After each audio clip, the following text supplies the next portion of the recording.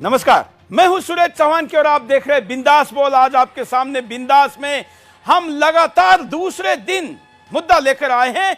हिंदुस्तान में सट्टेबाजी को आईपीएल के बहाने अप्रत्यक्ष रूप से, अघोषित तरीके से, गैर कानूनी तरीके से, अनैतिक तरीके से कैसे लागू किया जा रहा है।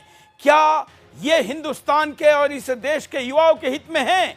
इसमें युवाओं का कैसा अहित है, कैसे उनका भविष्य इस पे दांव पर लगा है और कैसे प्रतिभाशाली लोगों को आप जुआ सट्टे के द्वारा अपने मूल कर्तव्य से, प्रतिभा से भटकाकर एक आसान कमाई का रास्ता दिखा रहे हैं जो आगे चलकर अपयश और उसके द्वारा नशा और फिर अपराध की तरफ जाता है। दुनिया ही नहीं, भारत ही नहीं, सभी जगह यही रास्ता है जो मैं आपको कह रहा हूं कि सट्टा अपराध की तरफ लेके जाता है। और इसलिए मित्रों, आईपीएल के बहाने जो मोबाइल ऐप हिंदुस्तान के बड़े बड़े क्रिकेटर प्रमोट कर रहे हैं और उनके द्वारा आईपीएल का सट्टा लगाया जा रहा है, उस पर भारत सरकार, राज्य सरकारें क्यों कार्रवाई नहीं कर रही है, इसको लेकर मैं प्रश्न पूछ रहा हूं। और तात्काल स्वरूप, क्योंकि यह सारा डिजिटल है, इनका डाटा अवेलेबल है, तो पहले दिन से पीछे जाकर इन पर सख्त और कड़ी कार्रवाई करनी चाहिए। इसके लिए आज का बिंदास बोल हम आपके सामने लाए हैं। वैसे तो शनिवार को यही शो हुआ था और शनिवार में सारी चर्चा पूरी करनी थी, लेकिन हमारे साथ बहुत एक्सपर्ट पैनल था। हमें लगा कि यह मुद्दा अभी पूरा नहीं हुआ है, अभी इस देश के राजनेताओं का भी इसमें क्या रोल है, इस पर भी बात करनी बाकी है। और इसलिए आज हमने, रविवार में तो हम कई मुद्दे लेते हैं, और इसलिए आधा समय आज के शो का हम आईपीएल पर दे रहे हैं। उसके बाद सप्ताह के महत्वपूर्ण जो मुद्दे हैं उनकी तरफ जाएंगे। मैं पैनल के पास जाऊं उसके पहले आपको बताता हूं कि कैसा गंदा खेल हो रहा है आईपीएल के द्वारा। देखिए, आईपीएल में आप मैदान पर चौके छक्के देखकर बल्लियां उछालते हैं, अपना बेशकीमती समय बर्बाद करते हैं, अपनी टीम और अपने खिलाड़ियों के लिए जी जान छिड़कते हैं। आईपीएल देखने के लिए अपने परिवार के दूसरे सदस्यों से उलझ भी जाते हैं। लेकिन क्या आपको पता है कि आईपीएल के पीछे का काला सच आखिर है क्या?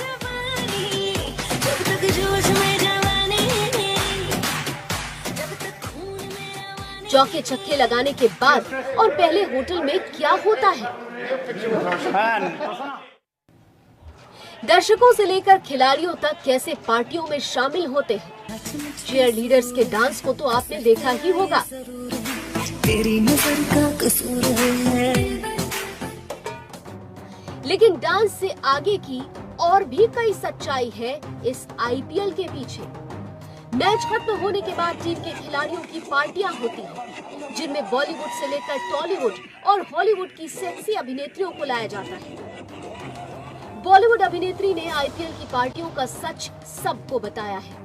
शर्लिन चोपड़ा ने ये बताया कि आईपीएल की पार्टियों में ड्रग्स खुलेआम परोसी जाती है। शर्लिन चोपड़ा की माने तो बॉलीवुड पार्टियों में क्रिकेटर्स की पत्नियां भी ड्रग्स लेती हैं। कई प्रत्यक्षदर्शियों का मानना है कि आईपीएल की पार्टियों में विदेशी लड़कियों की सबसे ज्यादा मांग होती है। ऐसे में रूस, कजाकिस्तान, उज्बेकिस्तान, साइबेरिया और यूरोप जैसे देशों से लड़कियों को बुलाया जाता है। आईपीएल की इन पार्टियों में उन्हें परोसा जाता है।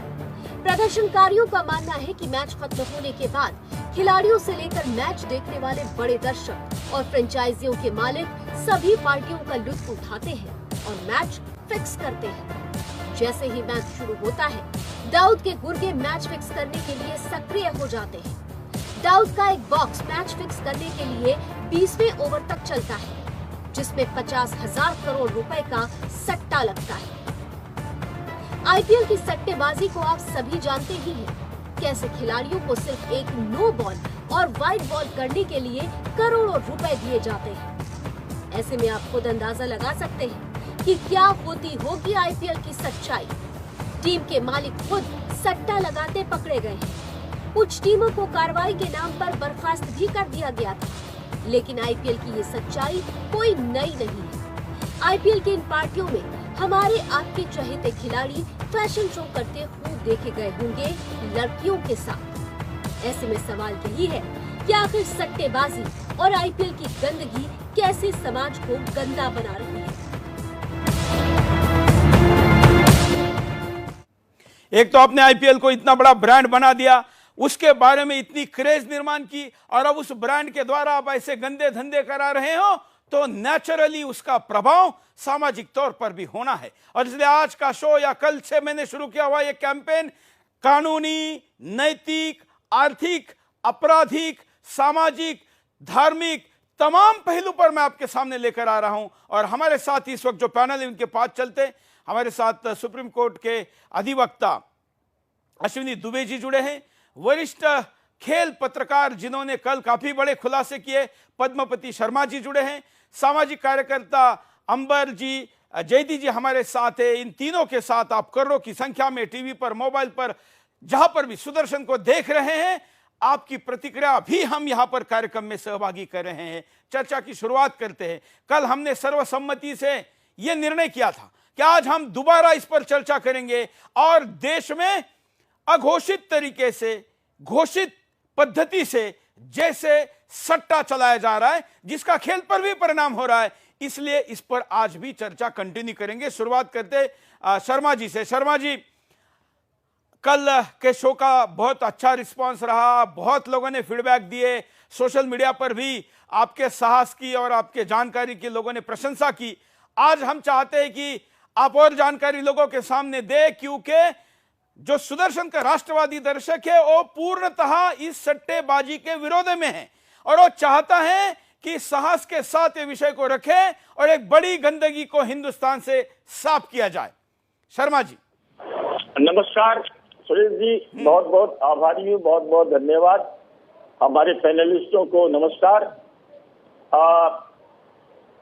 हरि अनंत हरि कथा अनंता, ये है ये पूरे भारतीय क्रिकेट और विश्व क्रिकेट की कहानी। इसी जमाने में ये क्रिकेट जेंटलमैन गेम कहा जाता था। आज वो क्रिकेटर भगवान नहीं है। आज न जाने कितने रत्नाकर वाल्मीकि का मुखौटा लगाए घूम रहे हैं और समाज में उनका बड़ा सम्मान है। प्रधानमंत्री जी उनकी प्रशस्ति में जो है दो पेज की जो है वो प्रशंसा करते हैं। ऐसे लोग हैं और वो लोग देश को किस तरह खोखला कर रहे हैं ये बताने की जरूरत है। देखिए, सट्टेबाजी का मैं पक्षधर नहीं हूँ, मैं भी सट्टेबाजी का विरोधी हूँ, क्योंकि सट्टेबाजी मैंने देखी है और सट्टेबाजी किस तरह से बर्बाद कर रही है ये भी देखा है, और ये भी देखा है कि सट्टेबाज किस तरह से खेल का पासा पलट दिया करते हैं। देखिए, मैंने कल भी कहा था और आज भी कहा है, मेरे पास इतना कुछ मसाला है। मैंने 42 वर्ष तक क्रिकेट को जिया है। मैंने 76 में पहली बार टेलर की टीम आई थी न्यूजीलैंड की, तो कानपुर में कवर किया था। उसके बाद से मुड़ के नहीं देखा है मैंने, और मैं एक एक कितने बाल हैं नस में इन लोगों के, उसके बारे में मैं जानता हूँ। मतलब आपका क्या कहना है कि ये शुरू से ही ऐसा हो रहा था या कब से ये ज्यादा खराब होने लगा? देखिए, ये शुरू से हो रहा था या नहीं हो रहा था ये तो मैं दावे के संग नहीं कह सकता, लेकिन सट्टेबाजी हो रही थी। सट्टेबाजी में सट्टेबाजों का जो बड़े बुकीज हैं और उनका जो खेल हो रहा था वो शुरू होता है 79-80 से।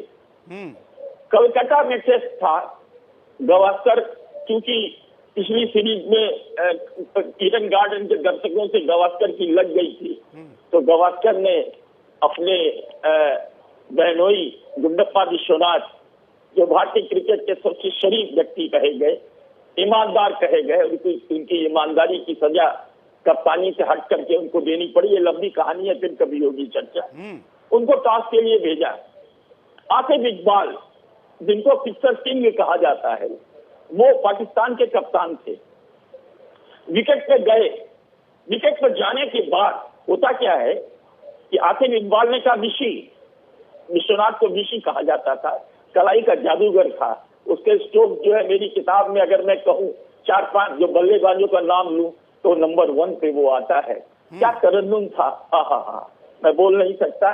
कहा कि विशी स्टार्ट हो गया, आप जीत गए, आपने बैटिंग करनी। उसने देखा कि क्या बोल रहे हैं, तो हाँ हाँ स्टार्ट हो गया, आप जीत गए साहब। ये खेल यहाँ से शुरू होता है सर। और उसके बाद वो आता है ड्रेसिंग रूम में और आके कहता है what's happened I don't know, there was no toss. और जानते हैं कलकत्ता का मीडिया कितना तेज है और ये खबर चारों तरफ फैली, किसी ने कंट्राडिक्शन नहीं किया। और वहां से शुरू होता है, जब पाकिस्तानी टीम आई थी तो सनी गावस्कर ने स्पोर्ट्स वर्ल्ड, जिसके की संपादक टाइगर पटौदी, नवाब मंसूर अली खान पटौदी थे, उसने लिखा था सनी गावस्कर ने कि जब पाकिस्तानी टीम इतनी मजबूत है तो रोड रोलर की तरह हमें रौंद देगी। और परिणाम क्या हुआ था, 2-0 से भारत ने वो सीरीज में रगड़ दिया था।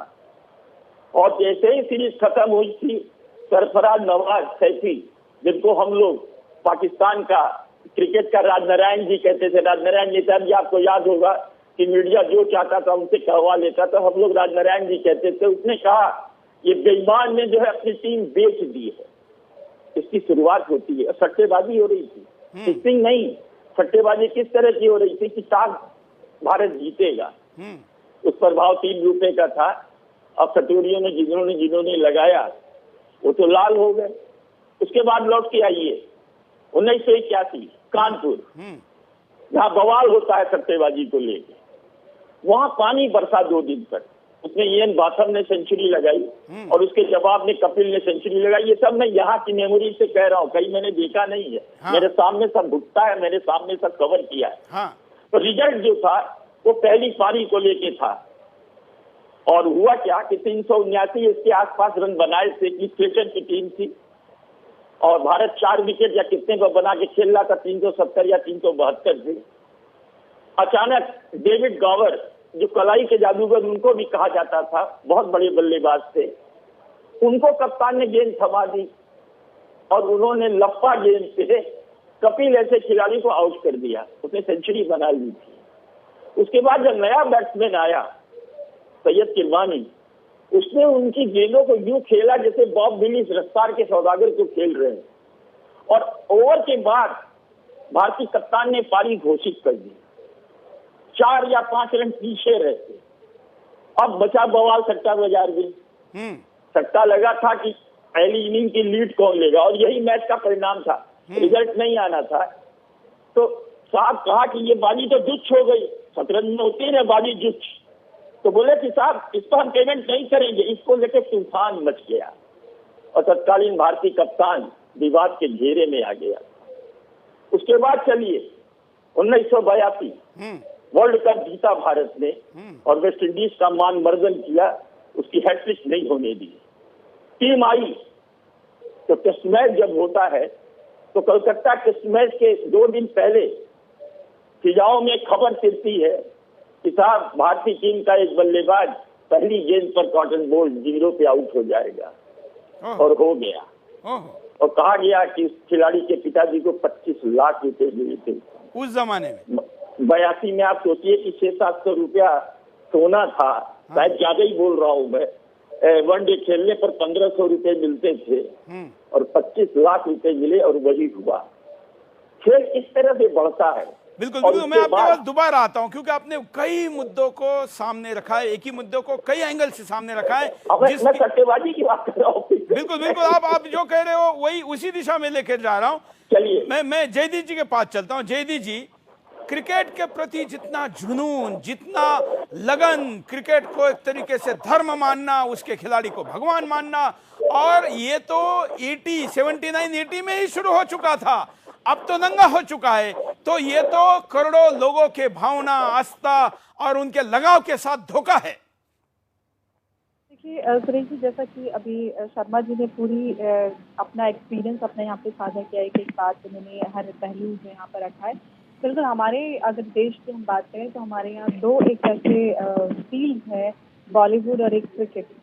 इन दोनों ही जगत के जो भी सितारे होते हैं उनको बेइंतहा प्यार हमारी जनता से मिलता है और उनको चाहे आप एडवर्टीजमेंट, एंडोर्समेंट की बात करें या फिर किसी भी तरीके से बेतहा उनके पास पैसा होता है, उनको एंडोर्समेंट हो, उनकी इवेंट्स हो, उनके अपेयरेंस हो, या फिर उनको उनके टाइम खेलने के लिए या उनके काम करने के लिए जो पैसा मिलता है, उन्हीं दोनों के अगर हम हाल ही में देखें तो दोनों ही फील्ड के लोग, चाहे बॉलीवुड में आप देखिए कि नशाखोरी का पूरा दृश्य हमारे सामने है, या फिर आज हम जो ड्रीम 11 की बात कर रहे हैं या आईपीएल में जो भी सट्टा हो रहा है उसकी बात करें।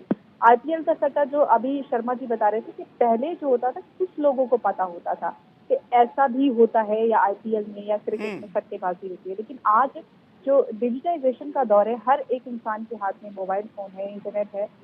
बच्चा जो स्कूल से जाने वाले बच्चे वो भी आईपीएल में बैटिंग की बात करते हैं और वो भी इस चीज में इन्वॉल्व हो रहे हैं।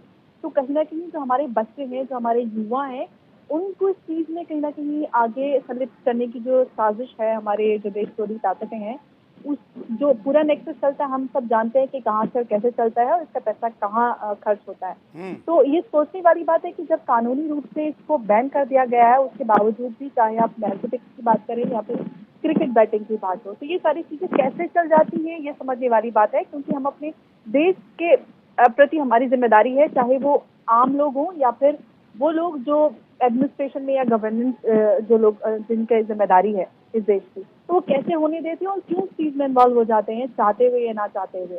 तो ये समझने की जरूरत है कि जो चीजें हमारे देश को, युवा को बर्बाद करने की कोशिश कर रही हैं और वही पैसा आपसे लेकर आपके ही देश के विरोध अलग अलग गतिविधियों में इस्तेमाल होती है, तो हमें भी समझने की जिम्मेदारी है और ये भी समझना है कि जब कानूनी पहलू इसके इस तरीके से हैं तो फिर कैसे ये सारी चीजें चल रही हैं। उस पर आपने बहस की है, आपको मैं साधुवाद देती हूँ कि आप इस मुद्दे को आपने छुआ और फिर पूरे दूसरे दिन लगातार बहस कर रहे हैं। बिल्कुल, हम इसको छोड़ेंगे नहीं, अभी तो इसकी शुरुआत है। अभी तो हमारे ध्यान में आ गया कि शर्मा जी के पास तो ऐसा खजाना है कि कई लोग अंदर जा सकते हैं, और आपने तो इशारों में साफ भी कर दिया कि बॉलीवुड का गंद जब सामने आया है वहां पर सफाई हो रही है, तो सफाई क्रिकेट में भी हो सकती है। तो इधर भी जाएंगे, दुबे जी के पास चलते हैं। दुबे जी, क्या कब तक आंखों पर पट्टी बांधी रहेगी न्याय व्यवस्था? आतंकवादियों के पोस्टर लगते हैं तो जज साहब कहते हैं कि ये तो उनके निजता का हनन है और उनके अधिकारों पर हनन है, वहां 100 मोटा एक्शन लिया जा सकता है। लेकिन जो बातें 79 से हो रही है, और अगर शर्मा जी जानते तो निश्चित तौर पर कोई और भी लोग जानते होंगे, और जुडिशरी के भी क्षेत्र में ये लोगों तक जानकारी पहुंची होगी। किसी ने कंप्लेंट नहीं की, ये बात और है, लेकिन जुडिशरी भी क्यों इस पर मौन रही? Suresh ji, constitutional power court की होती है निश्चित तौर पर, हाई कोर्ट और सुप्रीम कोर्ट के सुओ मोटो एक्शन लेने की। वो एक कोर्ट का पावर है। कोर्ट जब कभी भी लगता है कि कहीं कुछ इनजस्टिस हो रहा है या उनको ऐसा लगता है तो वो सुओ मोटो एक्शन ले सकते हैं। अभी अगर हम जो बात कर रहे हैं ये ऑनलाइन गैम्बलिंग की, ऑनलाइन गेमिंग के बजाय इसको हम ऑनलाइन गैम्बलिंग प्लेटफॉर्म कहें तो वो ज्यादा अच्छा होगा। तो ये जो ऑनलाइन गैम्बलिंग हो रही है वो देश के कानून में कहीं भी किसी भी प्रांत में परमिसिबल नहीं है। जब एक सेंट्रल एक्ट है इस देश का, जो सेंट्रल एक्ट कहता है कि इस देश में जो कोई भी गैम्बलिंग करेगा उसके खिलाफ जो है कार्रवाई होगी, तो ये ऑनलाइन गैम्बलिंग की परमिशन क्यों दिया? इसलिए आंध्र प्रदेश ने रोका, इसीलिए महाराष्ट्र ने रोका, इसीलिए देश के 6 और राज्य ने रोका। 10 साल के अंदर हर्ष जैन और भविष सेठ जो इस ऑनलाइन गैम्बलिंग ड्रीम 11 के स्पॉन्सर्स, मेकर्स, डिजाइनर हैं, इन लोगों ने 10 साल के अंदर 500 करोड़ रुपए आईपीएल में लगा दिया। अब टाइटल पार्टनर आईपीएल बन गया 222 करोड़ के साथ, 2020 का 222 करोड़ बीसीसीआई को दिया। ड्रीम 11 एसोसिएट सेंट्रल स्पॉन्सर बन गया 40 करोड़ पर ईयर के हिसाब से बीसीसीआई का। 6 आईपीएल टीम स्पॉन्सर कर रहे हैं। स्टार स्पोर्ट्स को 120 करोड़ रुपए दे रहे हैं और को प्रेजेंटिंग इस पार्टनर बन गए हैं। आईपीएल 2020 की लाइव स्ट्रीमिंग कर रहे हैं डिज्नी और हॉटस्टार पर। 1.07 करोड़ पर गेम ये दे रहे हैं। Associate sponsor of Indian cricket बने। इंटरनेशनल क्रिकेट काउंसिल एसोसिएट के पार्टनर है सारे आईसीसी इवेंट्स के। न्यूजीलैंड के क्रिकेट पार्टनर हैं। इंटरनेशनल बायलैटरल टूर्स पे स्पॉन्सर कर रहे हैं। टीपीएल 2020 पे स्पॉन्सर करें, तो आपको नहीं लगता कि ये जो ऑनलाइन गैम्बलिंग एप्लीकेशन है उसमें सबकी एक मिली भगत करके देश के कानून के खिलाफ एक पैरेलल इकोनॉमी का सृजन करना है? ब्लैक मनी भी इन्वॉल्व है, घर इन्वॉल्व है, सामाजिक परंपरा टूट रही है, ढांचे टूट रहे हैं, और उसके बाद भी जिससे बीसीसीआई जैसी जो संस्था है जिसके ऊपर सुप्रीम कोर्ट ने उठाया प्रश्न, जस्टिस लोढ़ा कमेटी की रिकमेंडेशन आई जिसके मुताबिक उस समय के जो अध्यक्ष थे श्रीनिवासन और बाकी लोगों को इस्तीफा देना पड़ा था, अनुराग ठाकुर को इस्तीफा देना पड़ा था, वो स्थितियों को आप देखिए। और ये आईपीएल का और करप्शन का नया कोई वो नहीं है। आप ललित मोदी को देखिए, श्रीनिवासन को देखिए, श्रीसंत वगैरह को सबको देखिए, Bollywood, Tollywood, Hollywood, Hollywood, drug और ये ड्रीम 11 ये जैसे और आईपीएल ये जैसे, ये सब एक ऐसा लगता है कि एक ही रिंग के सब पहलू हैं और रिंग मास्टर रिंग की तरह वो घुमाता जा रहा है। बिल्कुल, तो कोई बाहर बैठकर घुमा रहा है, ये सारा एक नेपथ्य में हो रहा है। चाइनीज कंपनीज और उनके बचाव में लोग उतर रहे हैं, तो आप उससे समझ सकते हैं कि देश के लिए कितना बड़ा खतरा है ये ऑनलाइन गैम्बलिंग एप्लीकेशन। बिल्कुल शर्मा जी, ये खतरा है, सब मान रहे हैं। अब इसमें रोकने में दिक्कत कहाँ आ रही है, या इच्छा शक्ति नहीं है, रोकना ही नहीं चाहता कोई? अभी दुबे जी ने क्या कहा, अभी उन्होंने कहा कि लोढ़ा कमेटी ने जो है अपने रिकमेंडेशन जो की थी, आदेश दिया था, रिकमेंडेशन नहीं था। बीसीसीआई की शुद्धिकरण था, उसमें पारदर्शिता लाने के लिए तमाम नॉर्म्स बनाए थे। आज तक उन नॉर्म्स का पालन नहीं किया गया है। हमाम में सब नंगे हैं क्योंकि सबको पैसे मिल रहे हैं। एक जमाना था, मैंने देखा है बीसीसीआई को, राज सिंह डूंगरपुर हमारे बड़े अभिन्न मित्र थे, उन्होंने मेरी पुस्तक की भूमिका भी लिखी है, मेरी जो नई पुस्तक आई है उसकी भूमिका उन्होंने लिखी, अंतहीन यात्रा की, और उन्होंने बहुत कुछ दिया है, कुछ लिया नहीं। इसी तरह से डालमिया जी थे, सिंधिया जी थे, ये तमाम लोगों ने, यहाँ तक कि मैं जानता हूँ कि शरद पवार दुनिया के सबसे ईमानदार शख्स नहीं है, लेकिन उन्होंने भी जो है उसको बढ़ाने की कोशिश की। लेकिन उसके बाद की जो पौध आई है और ललित मोदी ने जिस कार्यक्रम की शुरुआत की है उसका कुपरिणाम ये आप सामने देख रहे हैं। लेकिन हमें फिर वापस चलना पड़ेगा। ये सट्टेबाजी की बाहर कहां से आती है? ये आती है 82-83 से। मैं 78 में जब पाकिस्तान गया पहली बार, और शायद हिंदी तक पहला पत्रकार था जिसने क्रिकेट की कवर किया है स्पॉन्टेनियस टेलिस के थ्रू। वहां लिंटन टेलर नाम के शख्स थे, पैकर सीरीज का नाम सुना होगा आपने, पैकर का एक एजेंट आया हुआ था वहां। और ये जो अब्दुल रहमान बुखाती साहब हैं सरजा के, उस समय छात्र हुआ करते थे और उसके पीछे पीछे घूमते थे। हमारे से भी बहुत अच्छी बातचीत थी। उन्होंने जो पायजामा क्रिकेट शुरू किया था सरजा में, वो पूरा का पूरा पैकर सीरीज की नकल था। और उसका सर्वे सर्वा किसको बनाया? सीईओ, जो फिक्सर किंग आतिफ इकबाल आज गुमनामी किस अंधेरे में खो गया है मैं नहीं जानता। लेकिन शारजाह में जो पाप शुरू हुए हैं, खिलाड़ियों को $50,000 का बेनिफिट देना, 2 खिलाड़ियों को इनके 2 पाकिस्तान के, और उसके बाद बकरे की तरह हलाल करना, शुक्रवार को जुमे के दिन मैच खेलना और उसके बाद भारतीयों को परास्त कराना, ये सारे खेल 97 तक चलते हैं। और जब 97 में सिंधिया वहां बैठे हुए थे और रात के अंधेरे में बत्ती जल गई है, लेकिन जब तक रन रेट के हिसाब से पाकिस्तान जीत नहीं गया तब तक ये खेल जारी रहा। और उसके बाद बैन हो गया था शारजाह। कौन सा कारण है ये? मैं पूछता हूँ बीसीसीआई के अधिकारियों से। कुछ दिन पहले यहाँ एशिया कप हुआ था आपके यूएई में, और उस समय शारजाह को जब वेन्यू का आया तब बीसीसीआई ने साफ साफ कह दिया कि अगर शारजाह में मैच होगा तो हम इस एशिया कप का बायकॉट करेंगे। आखिर कौन सी ऐसी चीज आ गई कि आपने शारजाह को अलाउ कर दिया? आज वहां मैचेज हो रहे हैं। वो जो डिजर्ट बन गया था, रेगिस्तान बन गया था क्रिकेट का, आज वो फिर नकलिस्तान हो गया। आखिर क्या कारण था? कौन सी बात थी? बीसीसीआई बताती क्यों नहीं ये बात?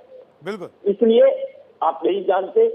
सट्टेबाजी का अगर कोई सबसे बड़ा मुख्यालय है तो वो है दुबई, वो है यूएई, वो है शारजाह, अबू धाबी, अम्मान, ये सारे के सारे, और कराची उसको नियंत्रित करता है। बिल्कुल, आप सोचिए कि आईपीएल के मैचेज में कम से कम, मैं ये एग्जैक्ट फिगर नहीं कर सकता, लेकिन मैं हजारों करोड़ का सट्टा लगता है। और वो सट्टे में जीतता कौन है?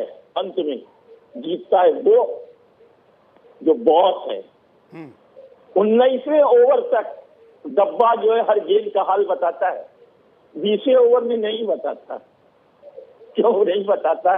क्योंकि 20वें ओवर में तो खेल हो जाती है। बिल्कुल। तो सट्टेबाजी के साथ साथ जो किक्सिंग घुसी हुई है और किस तरह से मन चाहे अंदाज में परिणाम ले लो, वो अपने आप में बहुत बड़े सवाल खड़े करता है। चौहान साहब, आप ये सोचिए, और इसको रोकने के लिए आपको Herculean task, you must have a Himalayan courage, लेकिन वो आपके पास नहीं है। मैं जानता हूं मोदी है तो कुछ भी नामुमकिन नहीं है, मुमकिन है, लेकिन मोदी जी क्यों चुप है, ये हमारे समझ से परे है। मोदी स्वयं क्रिकेट से जुड़े रहे हैं, गुजरात क्रिकेट एसोसिएशन के प्रेसिडेंट रहे हैं। उन्होंने अपना पदभार छोड़ा तो अपने अमित शाह को दे दिया, अमित शाह ने जब छोड़ा तो जय शाह को दे दिया। ये कहीं बहुत अच्छा मैसेज नहीं देता। मैं समर्थक हूँ, मैं बार बार कह रहा हूँ, लेकिन मैं भक्त नहीं हूँ, और मेरा मीडिया का काम है स्वस्थ समालोचना करना। और यहाँ मैं चाहूंगा कि पीएम महोदय आगे आए, क्रिकेट की गंदगी को साफ करें, क्रिकेट में शिक्षा लाएं, बीसीसीआई में पारदर्शिता है। जो Shashank Manohar suppose to be the most honest man, उसको बीसीसीआई अछूत मानती है। जो श्रीनिवासन बहुचेत हो चुके हैं, पिछले दरवाजे से उनकी त्रुटि बोलती है, वो जो चाहते हैं वो करवा लेते हैं। आप इसी से समझ लीजिए ये सट्टेबाजी कैसे रुकेगी। इसीलिए मैं कहता हूं बार बार आपको कि देखिए, सट्टेबाजी को वैध कीजिए। जब आप कैसीनो को वैध किए हुए हैं, जब आप हॉर्स रेसिंग को वैध किए हुए हैं, लॉटरी कई स्टेट में चल रही है, आप 30% टैक्स लीजिए। अगर 1 लाख कोई जीतता है तो 30,000 रुपया सरकार के खाते में जाता है। मैं ये नहीं कहता कि बंद हो जाएगा, हॉर्स रेसिंग वहां लगती है, लेकिन बाजार में भी सट्टे लगते हैं, भाव उसी तरह से होते हैं। लेकिन कम से कम जो इस तरह से एक बहुत बड़ा जो एक काकस जो चल रहा है, जो माफिया चल रहे हैं, वो माफियाओं पर लगाम जरूर लग जाएगी और सरकार के पास पैसे आने लगेंगे। हाँ, अगर आप में इतनी इच्छा शक्ति है, मैंने कल भी कहा था और मैं आज भी कह रहा हूँ, और यहाँ आपके माध्यम से प्रधानमंत्री से, एनडीए सरकार से अपील कर रहा हूँ, आपने स्वामीनाथन की रिपोर्ट 2006 की किसी ने लागू की है, देश के एक क्रांति आने वाली है किसानों के लिए। उसी तरह से 2005 से जो है वो जो संस्कृति है जुडिशियल रिफॉर्म की और पुलिस रिफॉर्म की, उसको भी अगर आप कर देंगे तो मैं समझता हूँ आने वाले दिनों में ये अट्टेबाजी, सट्टेबाजी और तमाम तरह की जो मनी लॉन्ड्रिंग जो खेल हो रहे हैं, आतंकवादियों के साथ जो फंडिंग आ रही है, ये सब पे लगाम लगेगी। आप देखिए, आप यूएस गए हैं, मैं यूरोप गया हूँ, यूएस गया हूँ, मैंने देखा है वहाँ कोई अपराधी अगर है और आवाज दिया कि खड़े रहो, अगर वो खड़ा नहीं हुआ, कहा जेल में गया, गोली मार देता है, कोई नहीं पूछता। हमारे यहाँ जलाया जा रहा है और पुलिस देख रही है। आपने देखा बलिया में क्या हुआ था? बिल्कुल। तो ये देखिए, इसमें जो राजनीति वाला मुद्दा आपने उठाया है शर्मा जी, वो महत्वपूर्ण है। और मैं तो दशक से भी ज्यादा समय से खेल में राजनीतिक लोगों का विरोध करता हूं। राजनीतिक लोगों को सामान्यतः किसी खेल के बोर्ड पर इसलिए रखने का तर्क दिया जाता था कि राज आश्रय रहेगा तो खेल पनपेगा, मदद मिलेगी। क्रिकेट अब स्थिति में नहीं है, अब तो राजनेता ही क्रिकेट से लाभ ले रहे हैं, क्या यह आरोप लग रहा है। ऐसे में राजनीतिक क्षेत्र के लोगों ने क्रिकेट में रहना, इसका मैंने तब भी विरोध किया था जब माधवराव सिंधिया थे, तब भी विरोध किया था जब शरद पवार थे, और आज भी विरोध कर रहा हूं जब जय शाह या अरुण जेटली के बेटे आज अध्यक्ष बने हैं। क्यों चाहिए राजनीति में, हमारे राजनीति के क्षेत्र के लोगों को क्यों चाहिए वो क्रिकेट में जाना? अगर प्रतिभा है बच्चों में, युवाओं में, राजनेता में, मैं केवल इन दोनों का नाम नहीं ले रहा हूं, कम से कम दर्जनों नाम है इस देश के सारे राजनीतिक दलों के जो किसी ना किसी खेल के राजनीति में हैं, सबसे ज्यादा क्रिकेट में। भाई, आपके प्रतिभा का उपयोग देश की प्रमुख समस्याओं के लिए भी हो सकता है ना। और अगर आप यहां हैं तो फिर इसकी सफाई, शुद्धि, यहाँ के गैर कानूनी कामों को रोकने में उसका उपयोग होना चाहिए। देश आपसे अपेक्षा करता है और खास करके मोदी जी तो यही अपेक्षा करता है। राजनीति की बात निकली है तो राजनीति किस तरीके से इस पूरे प्रकरण की तरफ देखती है, क्या कहती है, क्या बोलती है, क्या चाल है, क्या ढाल है राजनीति की क्रिकेट के प्रति, हम शशि थरूर कांग्रेस के इस नेता के बयान से समझते हैं। देखिए, भारत के कई बड़े नेता भी सट्टेबाजी को वैध कराने की बात करते हैं। यही नहीं, कई ऐसे नेता भी हैं जो अब भी सांसद हैं। आखिर इन नेताओं को क्या फायदा होगा खेलों में सट्टेबाजी को वैध करके? क्या ये नेता कहीं सट्टेबाजी कंपनियों के दलाल तो नहीं है? क्या सट्टेबाजी कंपनियां ऐसे नेताओं के जरिए अपने आप को भारत में स्थापित तो नहीं करना चाहती? जी हां, ऐसे ही नेताओं में सबसे बड़ा नाम है कांग्रेस नेता शशि थरूर का। शशि थरूर का कहना है कि भारत में स्पोर्ट्स बैटिंग को वैध कर देना चाहिए। शशि थरूर का तर्क है कि खेल में सट्टेबाजी बैन करने से खेल उद्योग और सरकार दोनों को फायदा होगा। लेकिन शशि थरूर को यह नहीं पता कि सट्टेबाजी से हमारे युवाओं पर क्या असर पड़ेगा। थरूर ने कहा है कि सट्टेबाजी से सरकार की अच्छी खासी कमाई होगी। थरूर ने कहा है कि सुप्रीम कोर्ट सट्टेबाजी को निष्पक्ष खेल घोषित करे। इसके बाद से भारत में फैंटेसी क्रिकेट बहुत तेजी से बढ़ गई है। थरूर ने कहा है कि सरकार ऐसे प्लेटफॉर्म से कर राजस्व कमाती है। इससे खेल सट्टेबाजी कंपनियां भी अपने राजस्व में बढ़ोतरी करेंगी। थरूर का कहना है कि मैंने न केवल सिफारिश की है बल्कि सट्टेबाजी को वैध करने के लिए पिछले संसद सत्र में विधेयक भी पेश किया जो सट्टेबाजी को वैध करेगा। थरूर ने कहा कि अभी माफिया और अंडरवर्ल्ड के लोग सट्टेबाजी पर कब्जा करते हैं। जब सट्टेबाजी कानूनी हो जाएगी तो आप भी सट्टेबाजी कर सकते हैं। थरूर ने कहा कि ये आश्चर्य की बात है कि सरकार ने अभी तक सट्टेबाजी को वैध क्यों नहीं किया। लेकिन ऐसे में सवाल वही है कि आखिर थरूर सट्टेबाजी को वैध क्यों करना चाहते हैं।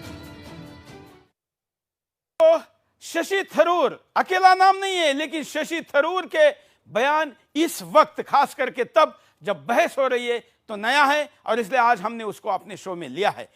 मैं पैनल के पास चलता हूं। हमारे साथ एक खिलाड़ी भी जुड़ गए हैं और मैं उनका स्वागत करता हूं। जे जम्बू शरण जी क्रिकेटर है, कर्नाटक से हमारे साथ जुड़े हैं। जे जम्बू केशवरन जी, आपका स्वागत है।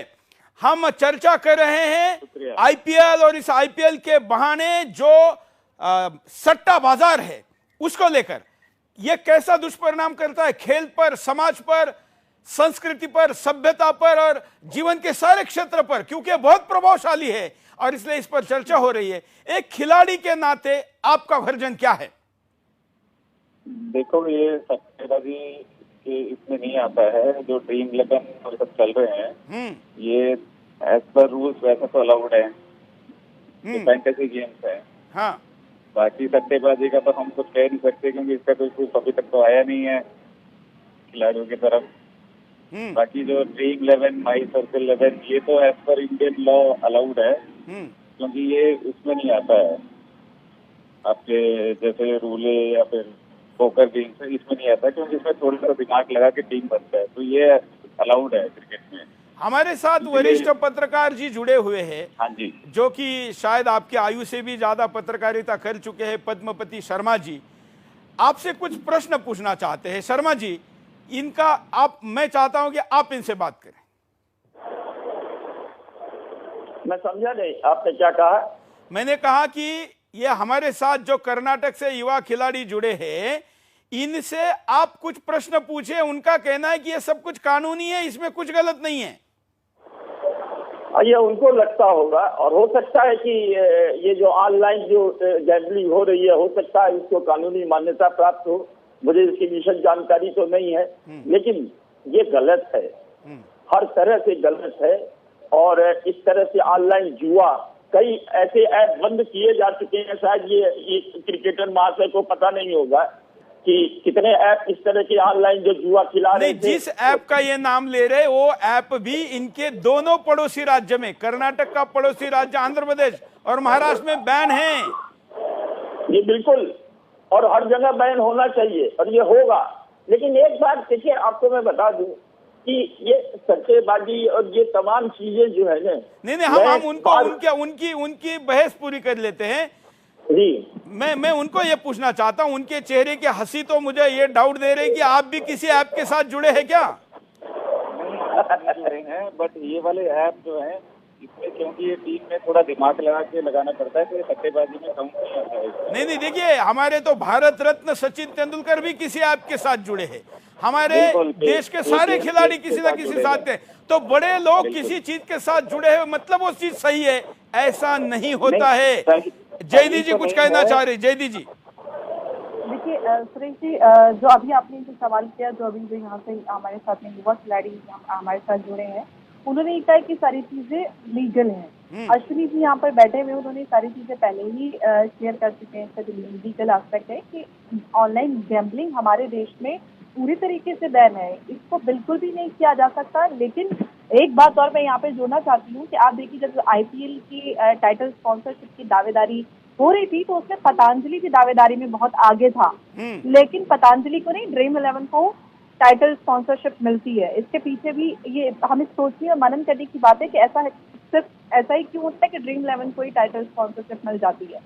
इसके पीछे किस तरीके से ये पूरा रेक्टस काम कर रहा है, किस तरीके से ये सारी चीजें हैंडल हो रही है, हम सबको ये सोचना है और मनन करना है। और हमारी जो सरकार है उसकी भी जिम्मेदारी है, क्योंकि हम आप बात कर रहे थे कि जितने भी राजनीतिक हमारे लीडर्स हैं, उनका जो बीसीसीआई में होना कहीं ना कहीं एक उनकी जिम्मेदारी को और बढ़ा देता है कि आप इस सारी गंदगी को वहाँ पे साफ करें। अगर ऐसा कुछ हो रहा है तो मैं हमारे देश के प्रधानमंत्री जी से मैं आग्रह करना चाहती हूँ कि इस पे भी हम लोग वो एड्रेस करें इस चीज को, जिस तरीके से बॉलीवुड में अभी हमने पिछले दिनों देखा। और बहुत सारे लोग, अगर कोई बड़ा खिलाड़ी जुड़ा हुआ है, आप देखिए किस तरीके से हर खिलाड़ी जो स्टार प्लेयर्स हैं उनके बहुत ज्यादा चार्जेस होते हैं और हर कोई इस ऐप को प्रमोट करता नजर आता है। तो क्यों इतनी सारी चीजें सब कैसे हो रही हैं, हम बात करेंगे। और आप नहीं, वो चीजें कितनी बड़ी है, जब आप कहती कि बड़ी है तो कितनी बड़ी है, तो कल शर्मा जी ने कहा कि पूरे जब आप कोई आईपीएल जीतेगा तो उसमें मिलने वाले पैसों से 1000 गुना ज्यादा पैसों की तो भीड़ लग रही है। तो फिर उस टीम को कोई मैच हारने पर, एक मैच हारने पर पूरे टाइटल का मिलने वाले अवार्ड से कई गुना ज्यादा अगर वो कमाती है तो फिर ये सारा आंखों में धूल फेंकने का काम है। ये सारी चीजें हो रही हैं, क्यों हो रही हैं, सवाल ये है क्यों होने दिया जा रहा है। बिल्कुल बिल्कुल, मैं दुबे जी को पूछता हूं। दुबे जी, कल से क्योंकि आप कानूनी क्षेत्र में हैं और कानून में यह कहा जाता है कि जब तक सबूत नहीं तब तक कुछ नहीं, लेकिन तर्कसंगत सबूत भी तो सबूत होता है। और खुले आंखों से जब दिख रहा हो, मन मान रहा हो, तो फिर कानून क्यों नहीं मान रहा है? सुरेश जी, इसी देश के 6 राज्यों में साफ तौर पर ये जो पे टू प्ले गेम है, पैसा दीजिए और खेलिए, ये जो गेम है, ये जो गैम्बलिंग है, वो गैम्बलिंग डिसअलाउड है। मैं पूछना चाहता हूं कि जो इसके एंडोर्सर्स हैं, जो एम्बेसडर्स हैं, चाहे वो सौरव गांगुली हो, चाहे वो वीरेंद्र सहवाग हो, चाहे वो और भी जितने लोग हैं जो इसको प्रमोट कर रहे हैं, उन लोगों के ऊपर क्या इन 6 राज्यों में मुकदमा नहीं दर्ज होता है इस तरह प्रमोट करने से? होता है। और उन 6 राज्यों में कोई खेल नहीं रहा होगा, ऐसी संभावना नहीं है, क्योंकि मोबाइल डिजिटल नेटवर्क के कहीं पर भी खेलते हैं। ये तो खेलने वाले के लिए हुआ, लेकिन उसको प्रमोट करने वाले के ऊपर भी वहां पर ऑफेंस है। तो ऐसा तो नहीं है कि जो आईपीएल चल रहा है वहां टीवी चैनल्स में वो नहीं देख रहे होंगे, जो इंटरनेट चल रहा है इंटरनेट पर उनके एरिया में सर्कुलेट नहीं हो रहा होगा। तो जब गेम बैन है, गेम इलीगल है, तो गेम को एंडोर्स करने वाले जो ये सेलिब्रिटीज हैं, वो सेलिब्रिटीज उस राज्य में अगर उस एक इलीगल गेम को प्रमोट करते हैं तो क्या उनके खिलाफ कार्रवाई नहीं बनती है? निश्चित तौर पर बनती है, और यही लॉ है। सवाल यह है, इसमें चाइना का भी इन्वेस्टमेंट जो समझ में आया, 10 वर्षों में 2 लोग एक फैंटेसी गेम बना करके और पूरे देश की बीसीसीआई पर कब्जा कर लेते। और बीसीसीआई का देखिए, बीसीसीआई कभी चिट भी मेरी पट भी मेरी। बीसीसीआई जब आरटीआई के परव्यू में आना होता है तो कहती है नहीं हम प्राइवेट बॉडी हैं।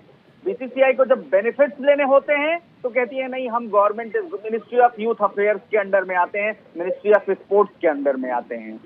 और जब उसके बाद ऑनलाइन गेम्स और ये जो गैम्बलिंग जैसी चीजें आती हैं उनको प्रमोट करके उनसे पैसा लेने की बात आती है, कहते हैं नहीं हम लॉ में जो देश का गैम्बलिंग एक्ट है उससे अलग है। और जो सुप्रीम कोर्ट के ऑर्डर्स को इंप्लीमेंट करने की बात आती है तो वो न्यू क्राइम मचाने लगते हैं। जबकि आईपीएल का पूरा इतिहास ही सुरेश जी देखिए कंट्रोवर्सी से भरा पड़ा है। नहीं, आईपीएल बनाया ही गया इसलिए है, ये एक मॉड्यूल है। जय शर्मा जी इसको ज्यादा अच्छी तरीके से बता पाएंगे कि ये मॉड्यूल बना, मतलब इसका जो डिजाइन है वो डिजाइन ही इन सारी चीजों को देखकर बनाया गया है। एक तो होता है कि कुछ चल रहा है और गलत लोग हर चीज का फायदा उठाने के लिए उससे फायदा उठाते। मैं तो कहता हूं गलत लोगों ने आकर बनाया हुआ डिजाइन ही आईपीएल है। शर्मा जी आप थोड़ा इस पर प्रकाश डालिए। देखिए सच्चाई क्या है। 2008 से ये आईपीएल शुरू होता है। ललित मोदी आज बहुत बड़े खुद को संत बनते हैं। सच्चाई ये है कि गंदगी की शुरुआत इस शख्स ने की थी। यहाँ पर जो पुरनिया लोग हैं जो सुन रहे होंगे उनको याद होगा अच्छी तरह से, पहली गेंद पर आउट होना, आखिरी गेंद पर आउट होना, कुछ ऐसे परिणाम आते थे, कुछ ऐसे रिजल्ट आते थे कि आदमी का अपने बाल नोचने की इच्छा करती थी। मैं एक चैनल में उन दिनों का हेड भी था, विशेषज्ञ भी था। मुझे ताज्जुब होता था कि ये हो क्या रहा। और मेरी तो जो स्थिति थी, जो देखिए क्रिकेट बड़ा मनोरंजक है, दो राय नहीं है, एक सर्कस की तरह से है। 3 घंटे में जो है और 3 घंटे में होता, लेकिन अगर उसमें शुचिता नहीं है तो वो किस काम का है। और वहां खेल होते थे। आप सोचिए कि मैच खत्म होने के बाद क्या होता था। मैच रात को 10:30-11 बजे खत्म हुए, उसके बाद खिलाड़ी को पार्टी अटेंड करनी पड़ती थी, कंपल्सरी। वहाँ लड़कियां होती थी, दारू चलती थी, सवेरे 5 बजे फ्लाइट पकड़नी है, लेकिन नहीं, बाद में बंद हुआ है ये जाके। ये सारे खेल हो रहे थे। गंदगी की शुरुआत तो 12 साल 13 साल पहले ही हो चुकी है। चौहान साहब आप क्या करिए, अभी वो पार्टियां भले ही स्टेडियम कैंपस में बंद हुई हो, लेकिन वो होटलों में चल रही है। बिल्कुल चल रही है। हाँ। और आप सोचिए जरा सा कि बेचारा खिलाड़ी थक करके गया है और उसे मजबूर किया जाता था। और मैं बता सकता हूं, मैंने तो फोटोग्राफ भी दिए थे। हिंदुस्तान के सबसे बड़े चैनल नंबर 1 का चैनल जो कहता है, हमारे मित्र हैं उसके स्पोर्ट्स एडिटर, और एक मैगजीन में पूरे चित्र निकले थे जिस पर हमारे माननीय प्रधानमंत्री ने उनके लिए जो प्रशंसा पत्र लिखा है, जूनियर खिलाड़ी के लिए जो धोनी की सरपरस्ती में खेला, वो एक फिक्सर की लड़की के संग लिपटा हुआ था, मुरली विजय के साथ, और वो एक मैगजीन ने पूरा कवर दिया था। हमने भी लगाया था और उस चैनल ने भी लगाया था। उस चैनल ने हमसे मांग के लिया था। आप सोचिए कहाँ है, और कुछ नहीं हुआ। पकड़ाया भी, क्या हुआ? कुछ नहीं हुआ। आपने देखा कि श्रीनिवासन के जो दामाद थे वो बलि का बकरा बना, लेकिन जब पकड़ाया वो सटोरिया, तो जानते हैं क्या हुआ था? 5 स्टार फैसिलिटी थाने में थी बॉम्बे, पता कर लीजिएगा अपने रिपोर्टर से। बिल्कुल बिल्कुल 5 सितारा सुविधा उनको मिल रही थी। बिल्कुल हमने दिखाया था जैसे मन आए। क्या नहीं कुछ हो रहा था। आज बिंदु दारा सिंह वहां का जुआड़ी, वहां का सटोरिया, वहां का पिक्चर है, सब कोई जानते हैं। और रामलीला में हनुमान बना हुआ है।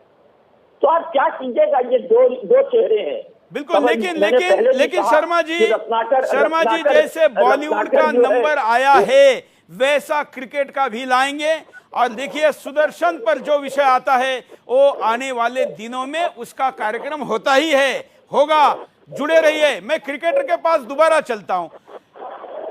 जम्बू जी, आप खिलाड़ी खेल के तौर पर आपकी लॉयलिटी खेल के साथ है या खिलाड़ी के फाइनेंशियल बेनिफिट के साथ है? दोनों में से किसके साथ है? नहीं, हम तो खेल के साथ ही हैं। तो आप खेल के साथ हैं, तो खेल पर बुरा असर पड़ने वाले दुष्कृत्यों का विरोध क्यों नहीं करते? नहीं, ये आपकी बात ठीक है, बट जहां तक ये फैंटेसी गेम की बात हो रही है, सिर्फ उसी की बात हो रही है। देखो आईपीएल में फिक्सिंग होती है, बैटिंग होती है, इसका तो कुछ अभी जवाब नहीं दे सकते। वो तो आप लोगों का काम है कि आप लोग उसका जांच पड़ताल करके कुछ न कुछ निकाल लोगे। बट जो फैंटेसी गेम्स है उसमें अलाउड है ड्रीम 11 वगैरह। मतलब आप बाकी चीजें से सहमत है? शर्मा जी कुछ कहना चाह रहे हैं? हाँ शर्मा जी बता रहे हैं। हाँ, इतना ये दुस्साहस करेंगे अगर कोई अगेंस्ट में बात करेंगे तो। हाँ। क्यों?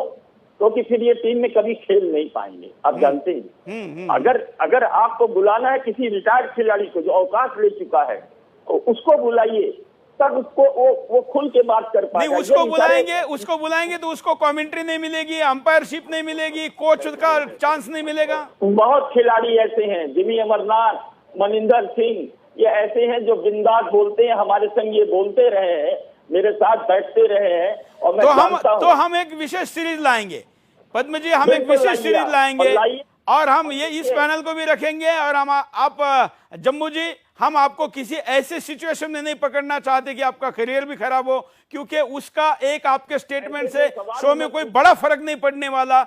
आप भी बने रहिए, और हम आशा करते हैं कि हम आने वाले दिनों में इस मुद्दे को जब बड़े पैमाने पर उठाएंगे तो पुनः आपके पास, सब लोगों के पास आएंगे। हमने आज आधा घंटा देना था, लेकिन हम 45 मिनट दे चुके हैं। मैं पूरे पैनल का आभारी हूं। अब मैं दूसरे मुद्दे की तरफ चल रहा हूं, इसलिए आपका धन्यवाद। मित्रों, अब मैं आपके सामने आज के दिन को लेकर महत्वपूर्ण बात करने जा रहा हूं। आज ही 1 वर्ष पूर्व लखनऊ में एक हिंदू नेता की घर में घुसकर जिहादियों के द्वारा गला काटकर हत्या की गई थी। बहुत से लोग तो नाम भी भूल गए होंगे, क्योंकि हिंदुओं को अपने लिए काम करने वाले लोगों को भूलने की आदत है, और उसी का यह परिणाम है कि आज हम इस स्थिति में पहुंचे। कमलेश तिवारी, आपको अगर याद नहीं होगा तो नाम बताता हूं। 1 वर्ष हो गया है। कमलेश तिवारी के लिए उनके सर पर इनाम रखा गया था, फतवा जारी था, और उस फतवे को कई वर्षों के बाद पूरा करके उनको मार दिया गया। 1 साल हुआ, कुछ दिन चर्चा हुई, खबरें बनी, लेकिन उसके बाद क्या हुआ किसी को पता नहीं। आज मैंने तय करके कुछ लोगों को पहले सवेरे पूछा, उनको याद नहीं था। उसके बाद हमने न्यूज लगाई, चैनल पर चर्चा की, और आज मैं आपके सामने बिंदास बोल में आपको पूछ रहा हूं, क्या सच में आपको कमलेश तिवारी याद भी हैं? देखिए।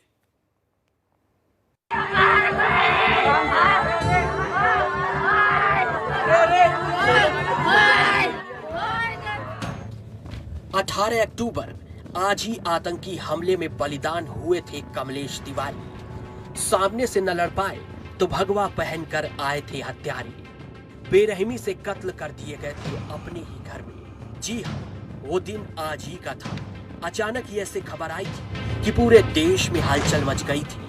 हर तरफ आक्रोश और गुस्सा था, क्योंकि धोखे से कत्ल कर दिए गए थे कमलेश तिवारी।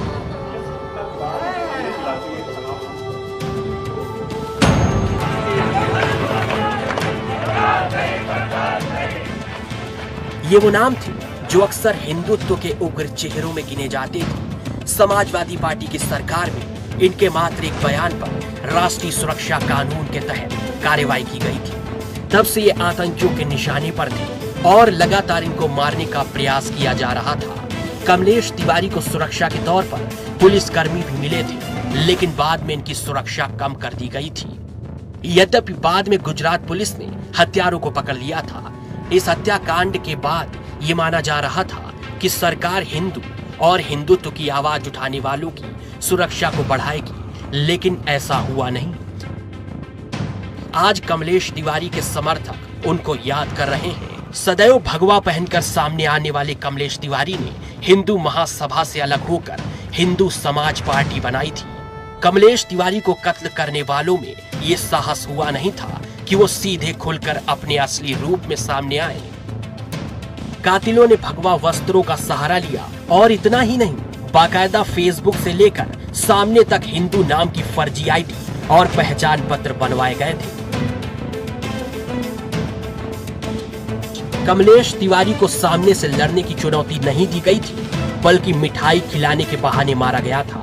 अजनबी को भी शरण देने और सब पर विश्वास कर लेने की पूर्व में भी हिंदू सम्राटों की भूल इन पर भारी पड़ी थी, और इनकी निर्मम हत्या आज ही के दिन हुई थी। इनकी हत्या पर भी राजनीति हुई, और हत्यारों को बचाने के लिए राजनेताओं को भी उतरते देखा गया था, जिनमें आरोप इनके ही गांव के एक पैतृक पड़ोसी पर लगाया गया था।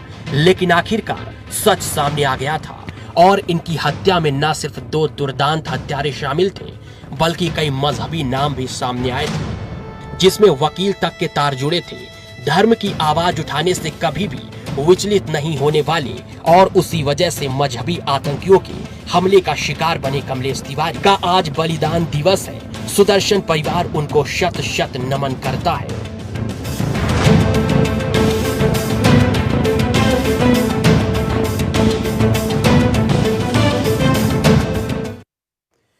पेरिस में हुई घटना को लेकर तो हम ट्वीट करते हैं, कमेंट करते हैं, बातें करते हैं, लेकिन हम कमलेश तिवारी पर क्यों बात नहीं करते? जो लोग अपने आप को धार्मिक स्वतंत्रता के आधार पर ट्रोलिंग करने वाले हिंदुओं को बदनाम करके, उनकी बदनामी करके या उनको गलत ठहराते हैं, वो ये बताए कि कमलेश तिवारी के हत्या पर उनका क्या कहना है। क्या ये दोहरा चरित्र हिंदुस्तान के सामने नहीं आना चाहिए? और मैं तो उनकी बात ही आज नहीं कर रहा जो इस हत्या का चुप बैठ कर समर्थन करें। मैं तो हिंदुओं को पूछ रहा हूं, क्या आपको कमलेश तिवारी याद हैं? और अगर याद नहीं है तो आपके लिए कोई कमलेश तिवारी क्यों बने? कमलेश तिवारी की हत्या के पीछे जिसको सबसे पहले गिरफ्तार होना चाहिए था, वो नाम था जिसने कमलेश तिवारी के सर पे हजारों करोड़ रुपए का या सैकड़ों करोड़ रुपए का एक तरीके से फतवा देकर आह्वान किया था। क्या वो आदमी आज अंदर है? नहीं, वो तो बाहर है, बेल पे है। उसका ये वीडियो देखिए, जिस वीडियो ने इस देश में कमलेश तिवारी के गला काटने के लिए कई लोगों को प्रेरित किया और बाद में हत्या हो गई। सुनिए। कमलेश तिवारी के खिलाफ आज तमाम मुसलमानों ने प्रदर्शन किया है और यूपी सरकार और हमारी अदालतें इसको सजा देती हैं तो ठीक, वरना बिजनौर के मुसलमानों की तरफ से उसका सर कलम करने का 51 लाख रुपए का ऐलान किया गया। कमलेश तिवारी तू जेल में हो या कहीं भी हो, लेकिन बच नहीं सकता है। ये चेतावनी है जिला बिजनौर के नहीं बल्कि पूरे हिंदुस्तान के मुसलमानों की कि तुझे अगर अदालत सजा देती है तो ठीक, वरना मुसलमान खुद अपने हाथों से सजा देने के ऊपर मजबूर। कमलेश तिवारी के खिलाफ आज तमाम मुसलमानों ने प्रदर्शन किया है और यूपी सरकार और हमारी अदालतें इसको सजा देती हैं तो ठीक, वरना बिजनौर के मुसलमानों की तरफ से उसका सर कलम करने का 51 लाख रुपए का ऐलान किया गया। कमलेश तिवारी तू जेल में हो या कहीं भी हो, लेकिन बच नहीं सकता है। ये चेतावनी है जिला बिजनौर के नहीं बल्कि पूरे हिंदुस्तान के मुसलमानों की कि तुझे अगर अदालत सजा देती है तो ठीक, वरना मुसलमान खुद अपने हाथों से सजा दे। कमलेश तिवारी तो देखिए, ये आदमी आज भी बाहर है, इसका कुछ नहीं हुआ है, लेकिन कमलेश तिवारी तो चले गए हैं और आप भी भूल गए हैं। चल रहा है मामला, ऐसा ही चल रहा है। और फिर हम कहते हैं कि हमारा अफगानिस्तान चला गया, हमारा पाकिस्तान चला गया, बांग्लादेश चला गया, कश्मीर चला गया। अरे नहीं जाएगा तो कैसे जाएगा? ये हरकतें रहेगी तो होना तो यही है। मेरा कर्तव्य था आज आपको याद दिलाना और इसलिए आज याद दिया है। आगे बढ़ते। पिछले दिनों नीट की एग्जाम हुई और उस नीट के एग्जाम में शोएब नाम के व्यक्ति को, लड़के को या स्टूडेंट को 720 में से 720 पूरे मार्क मिले और उसकी बड़ी तारीफ हुई, प्रशंसा हुई और सोशल मीडिया पर हमें भी प्रश्न पूछा गया कि क्या इसमें हम एनआईटी जिहाद देखते हैं क्या? मैंने उस पर कुछ नहीं कहा था, लेकिन एक आंकड़ा सामने आया है, बल्कि ये उसी दिन आया था जिस दिन शोएब की प्रशंसा हो रही थी। शोएब की प्रशंसा जिस लिए हुई, उस 720 मार्क में आकांक्षा सिंह भी थी जिसको भी 720 ही मार्क मिले थे। लेकिन पूरे सोशल मीडिया से लेके, राजनेता से लेके, मीडिया से लेके सबने अगर किसी की तारीफ की थी तो शोएब अफ्ताफ की थी। उसको भी 720 मार्क थे और आकांक्षा सिंह को भी 720 मार्क ही थे। टॉप 10 में अगर आप जाएंगे तो ये सारे मार्क्स आपके सामने हैं। लेकिन शोएब की तारीफ हुई, आकांक्षा की नहीं हुई। जबकि बेटी बचाओ का नारा है, हर व्यक्ति महिला को आगे लाने की बात करता है। कारण क्या दिया गया? कारण यह दिया गया कि एनआईटी का नियम है, नीट में जिसकी उम्र ज्यादा है, समान मार्क हो तो ज्यादा उम्र वाला को एक नंबर कहा जाता है, उसको ज्यादा मार्क्स दिए माना जाता है कि वो समान नंबर में उसको फेवर किया जाएगा। क्या ये नियम है भाई? क्या लड़की होना, चलो लड़की का आप उसको मत दीजिए फेवर, 720 के 720 समान मार्क है, कम उम्र में अचीवमेंट प्राप्त करने को आप ज्यादा महत्व देंगे या ज्यादा उम्र में छोटे अचीवमेंट प्राप्त करने को देंगे? खैर, जहां पर नाम शोएब जैसा कुछ आ जाए, इस देश के राजनेताओं को बहाना मिल जाता है गाजर दिखाने का और खुद की राजनीतिक लाभ टपकाने का, और इसलिए यह होता है। मित्रों, आज रविवार में हमने आपके सामने कई मुद्दों को लाया, हम आने वाले दिनों में भी लाएंगे। कई ऐसे मुद्दे हैं, इस हफ्ते में बड़ी घटनाएं होने वाली है। 19 तारीख को, मतलब सोमवार को, कल सुदर्शन ने चलाए हुए विज्ञापन जिहाद के कार्यक्रम के बारे में दिल्ली हाई कोर्ट में सुनवाई है। क्या होता है पता चलेगा। और अगले हफ्ते रविवार को 8 दिन बाद या 9 दिन बाद जो यूपीएससी जिहाद हमने चलाया था उस पे सुप्रीम कोर्ट की सुनावनी है। उसके पहले भारत सरकार के प्रसारण मंत्रालय ने रिपोर्ट देना है कि उनका क्या कहना है जो 4 एपिसोड हमारे हुए। तो अगला हफ्ता बहुत महत्वपूर्ण है, कई चीजें आने वाली है, उन सब चीजों को लेकर आएंगे। लेकिन आज रविवार में यहीं पर रुकते, आज के लिए इतना ही। धन्यवाद, जय हिंद।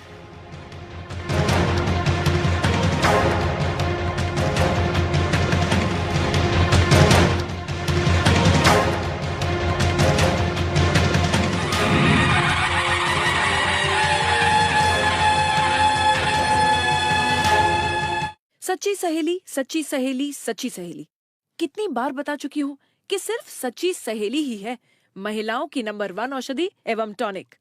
आज ही नजदीकी मेडिकल स्टोर से सच्ची सहेली आयुर्वेदिक सिरप अपने घर ले आएं। ये तो बहुत कमजोर है। कुछ भी खाते हैं इनके तन को लगता ही नहीं। इन्हें एनर्जिक 31 दीजिए। एनर्जिक 31? जी हाँ, तंदुरुस्ती व ताजगी के लिए एनर्जिक 31 कैप्सूल। मुझे बवासीर है।